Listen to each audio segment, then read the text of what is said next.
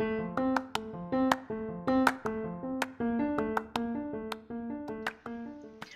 to the Fearfully and Wonderfully Me podcast, a podcast designed to help you increase your influence, develop your leadership, and maximize your results.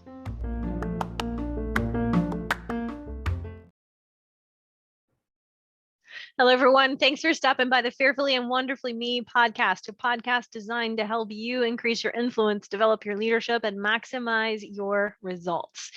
Today's episode is a little bit different.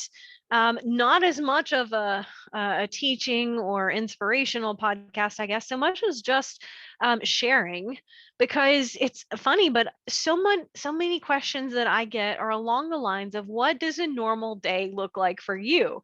Or what do you actually do day to day? So many people who've asked me are just curious of what does a day in your life look like. So just wanted to do an episode dedicated to that. So this is a little more of a personal episode, not as much of a teaching episode. Just wanted to throw that out there up front.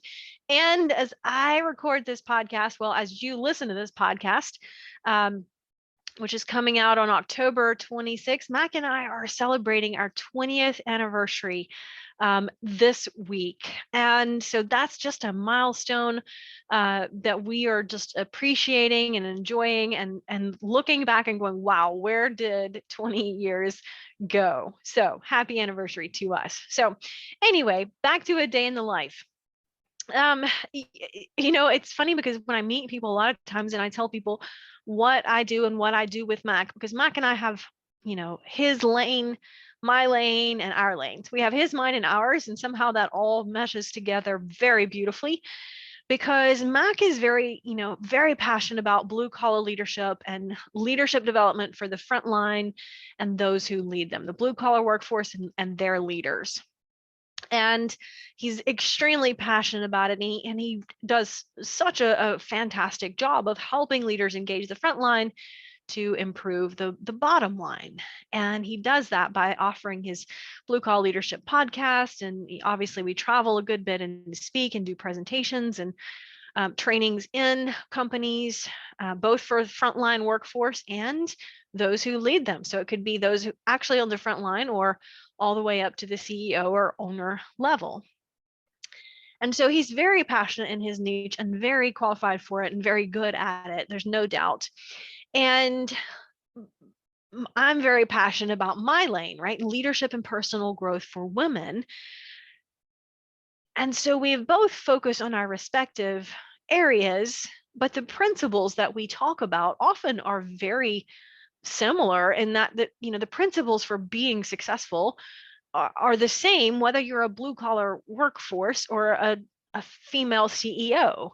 The principles to be successful, to grow yourself or to grow your business or to grow your influence with other people, those principles don't really change from situation to situation. So Mack and I, while we're very passionate about our respective areas, often we speak together. And that's where the ours comes in, right? He's got his lane, I have my lane. And a lot of times we're merging into one another's lane because we enjoy what we do and doing what we do together. And I think not many couples can say that we really have been intentional about creating a life where we spend our life together. We actually got married to each other because we like each other. And so we want to spend time together. And I think that's reflected in the fact that we are celebrating 20 years this week. So, a day in the life might look a little differently depending on what's on the schedule that day. And I often, when I'm asked with that question, a lot of times people are like, oh, what does a typical day look like for you? And I'm like, well, there's not really such a thing as a typical day because it might very well depend on where we are that day. Are we speaking that day? Are we traveling that day? Maybe it's a day at home where we're not speaking and traveling, but then I'm trying to catch up and also, working on some other things. And so it's hard to say that there's a typical day in the life. But as I reflected on it, I think that there's a normal speaking day, there's a normal at-home day, and maybe just a blend of that. So I just wanted to give you a little bit of a personal snapshot into that. Obviously, if it's a travel and speaking day, then the whole day is dictated around the events of that day and making sure that we are both, prepared and on point and ready for that presentation and the energy that it takes. Even when you're passionate about what you do and you pour, all of your energy into it, you still have to be intentional about refilling yourself and renewing yourself.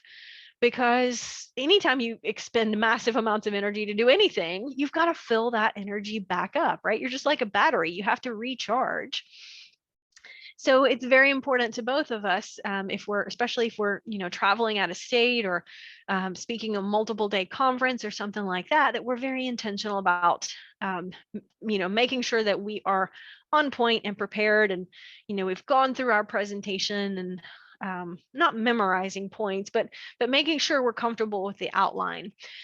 And so the events of the day, if it's a speaking day, are just, obviously heavily influenced by what time we're speaking and where we're speaking and what do we have to do to get there.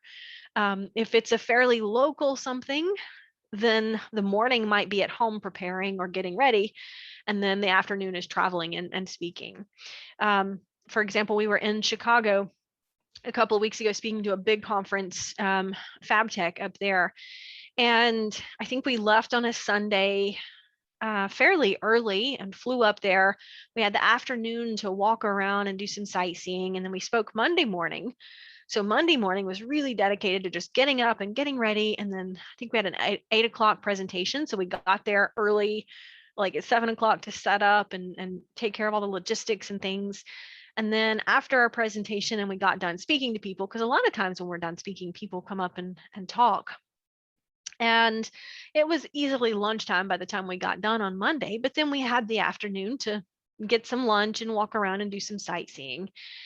We spoke again on Tuesday morning, and then we flew home and didn't get home until maybe 6 o'clock that night, I think. So most of the day after our speaking on Tuesday was dedicated to traveling and getting on the plane and coming home.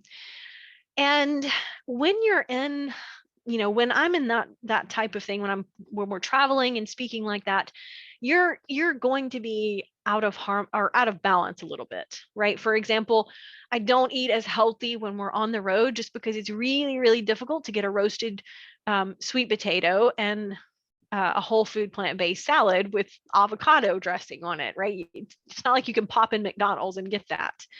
And so eating healthier on the road is a little bit more challenging. I think one night the best option I could find on the menu was a flatbread with tomatoes and a little bit of mozzarella and basil.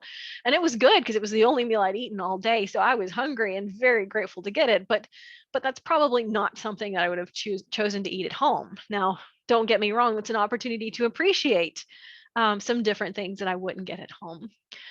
But that's an example of just being maybe a little bit out of balance during those couple of days, but totally in harmony with purpose and mission, right? And I did a podcast not too long ago on the abundant life assessment and being, you want to be in balance the majority of the time. It's okay to, there are going to be times when you're just a little bit out of balance, but maybe you're in harmony. So, when we're traveling and speaking like that, sometimes I don't get to sleep as much as I might when I'm at home. I remember not too long ago, we were in Missouri and we were speaking at a conference. And so there was a dinner the night before. And, by the time that gets done, it's a little bit later in the evening. And then I get up early and go run. So, and then we had to speak at, I think, 8 o'clock. So I didn't get as much sleep that night as I normally would. So maybe a little bit out of balance, but totally in harmony, right?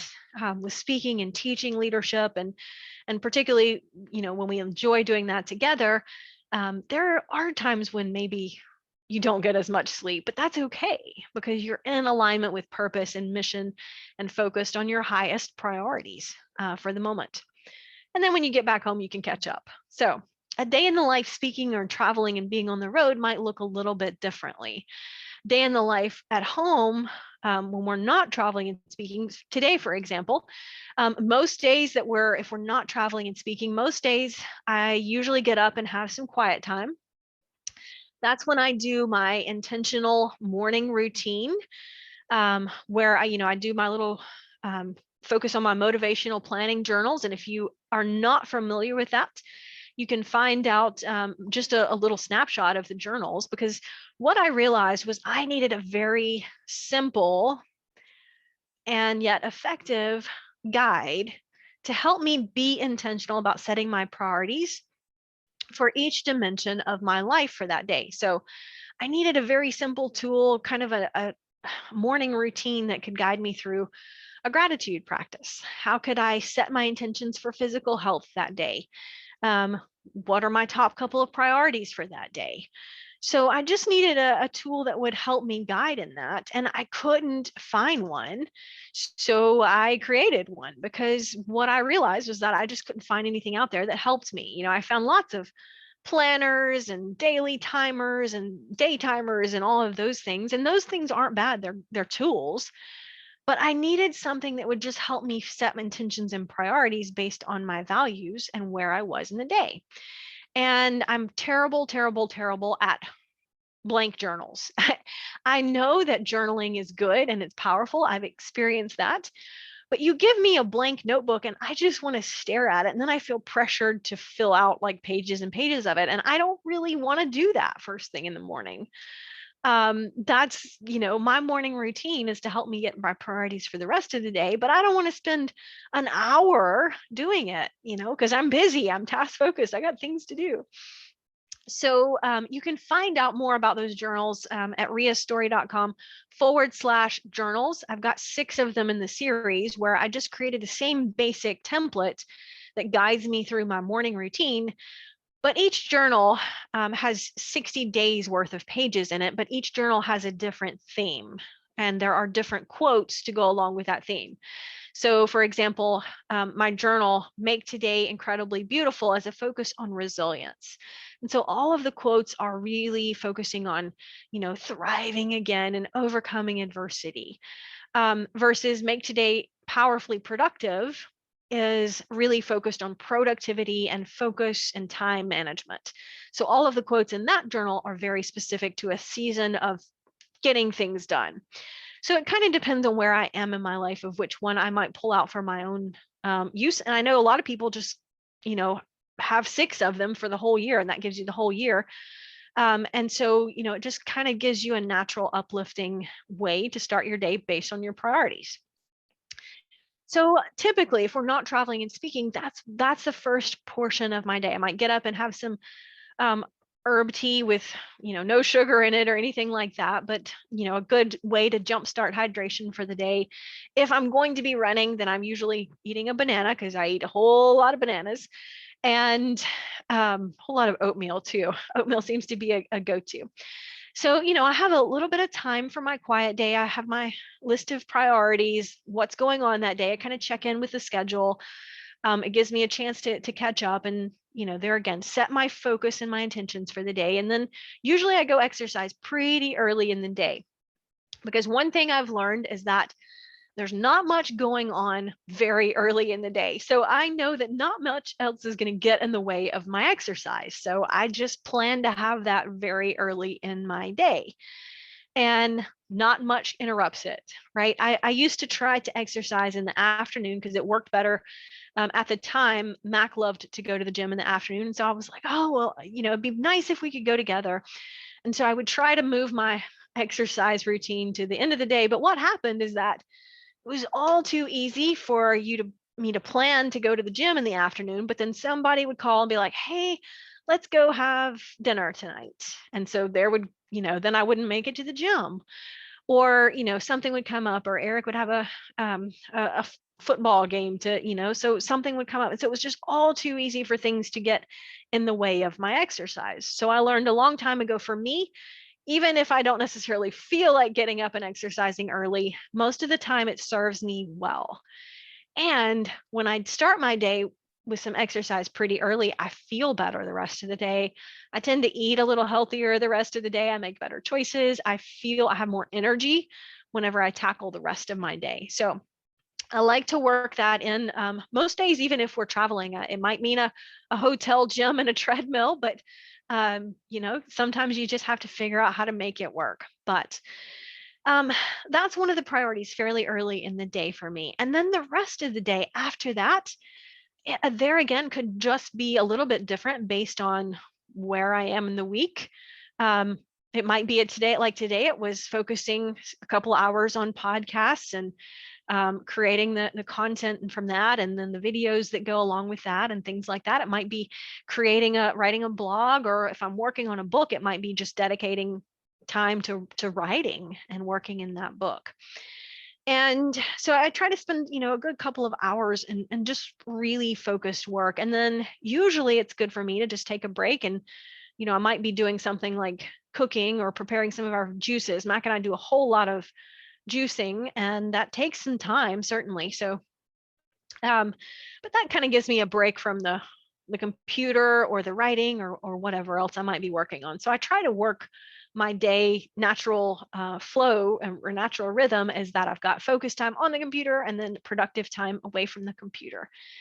And then I really like to try to wrap any of all of that computer work, social media, all of that time where I'm creating or producing or interacting or networking or anything like that. I really try to wrap that up in the late afternoon, and then it's time to cook dinner or do laundry or whatever, anything else that needs to be done. And then the evenings I really try to protect and just turn off some of that so that I can refocus my brain and refill my energy, certainly.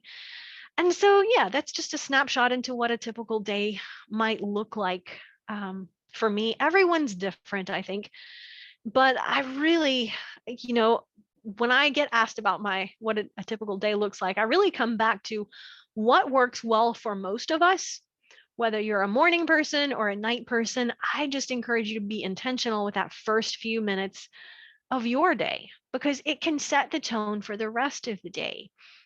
And I think it's just natural for us to, the minute we start our day, I haven't seen a statistic on this, but I would bet you that most of us check in with that phone almost immediately after getting up, right? Whether you're driven to read emails or check social media or see what the news is. And what I've found is that it's very easy for that to influence either positively or negatively the rest of my day, but I don't get to decide, right? And so I don't want to give that phone or that social media or those emails the power to influence the rest of my day in a negative way. So I protect that. Those first few minutes of my day, I'm just very intentional with my headspace, my priorities, and where I'm going for the rest of the day, because that helps me set up my day for success. I'm much more likely to accomplish those priorities